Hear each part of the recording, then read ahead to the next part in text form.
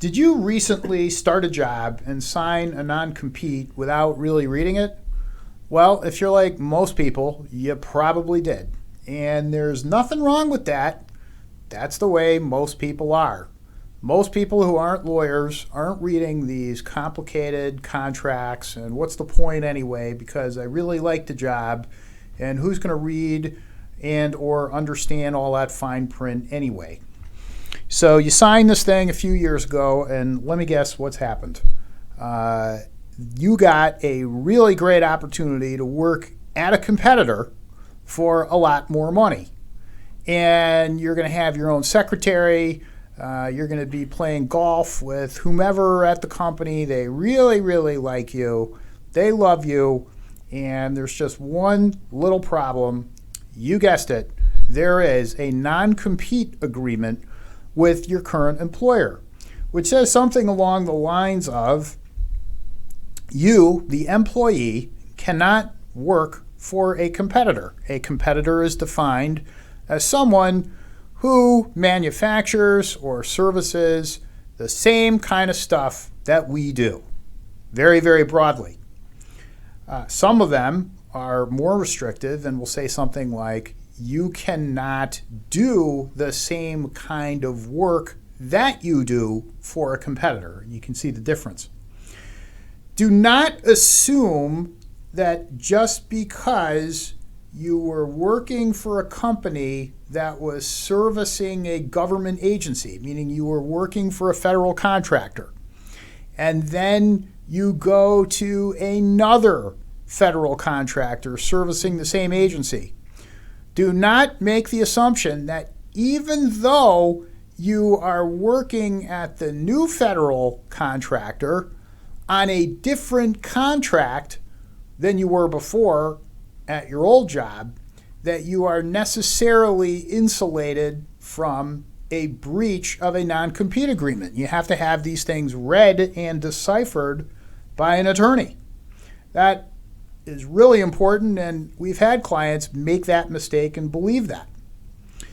We often get the question as follows: are these things really enforced? A lot of times they are, unfortunately. Not every time, but a lot of times they are. And there are two big reasons for that I think clients need to understand. The first is the precedential value that the non-compete will set for every other employee in that business. We've defended these for employees. I've also prosecuted them for companies.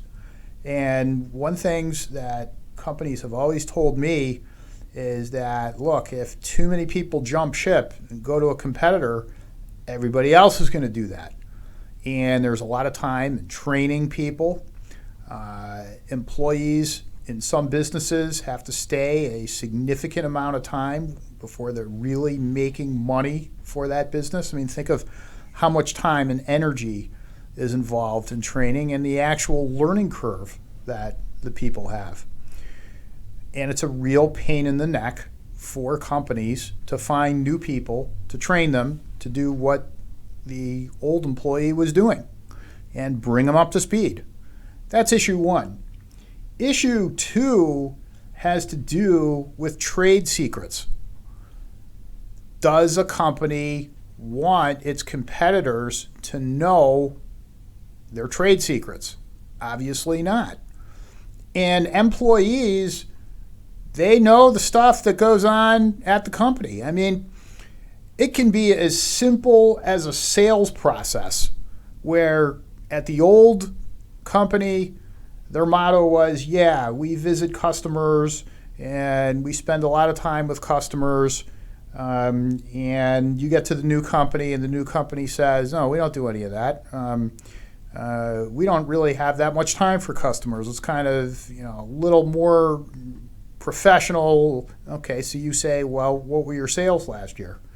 Oh, well, they were $5 million. Oh, well, competitor, place I just worked at, They made $8 million in sales. And one of the things they did was they had this program where they would take customers out to lunch every other Tuesday or whatever.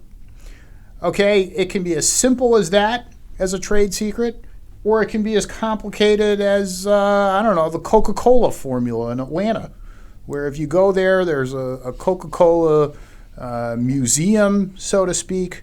I've actually been there, and you can see there's this giant safe, and it's under lock and key, and in theory, any employee who knows the combination of the safe can go get the Coca-Cola formula, and Coca-Cola could be toast. So the company does not want to be knocked off. So they take that very seriously. Many non-competes will have a time period of 2 to 3 years, or 2 to 3 years enforceable. 2 years generally, yes, but there are many exceptions. So this is not legal advice, and you have to come in or speak to me for your individual situation. But they're generally for a period of time where after that period of time, things have changed anyway. So whatever trade secret or whatever sales process was going on a few years ago, generally there'll be at least some changes to it. So that's important for people to understand. The big thing is, how in the world does an employee get out of this thing? All right? Because if the company sues the employee for not just leaving, but leaving and going to a competitor, then what does the employee do? So a lot of times these things can be negotiated. Not every time, obviously, but a lot of times there'll be some arrangement that can be made with the current employer to keep the employee away from certain kinds of contracts. A lot of times there are sums of money which are paid, sometimes even by the new company.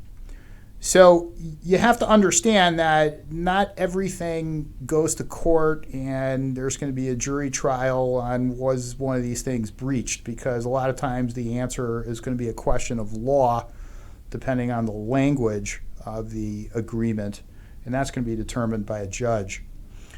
Finally, what is the best time to call a lawyer in this type of situation? Well, I can tell you the most usual time that people call lawyers in this type of situation, and that's when they've been busted. When they've gotten a letter from the company that says, you're in breach of your non-compete agreement and we're coming after you. We get a lot of calls after that's happened. But that's not the best time to call a lawyer. The best time to call a lawyer in anything, whether it's employment law, family law, tax law, you name it, is at a decision point. You get a document. You're signing a contract. It has a non-compete.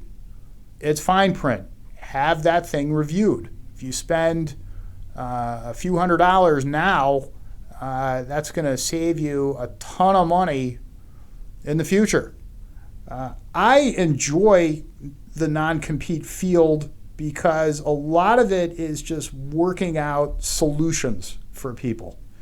And a lot of these problems, they're not insurmountable. It's just the cost of the solution can be a lot lower if it's dealt with at the beginning of the wave than at the crest.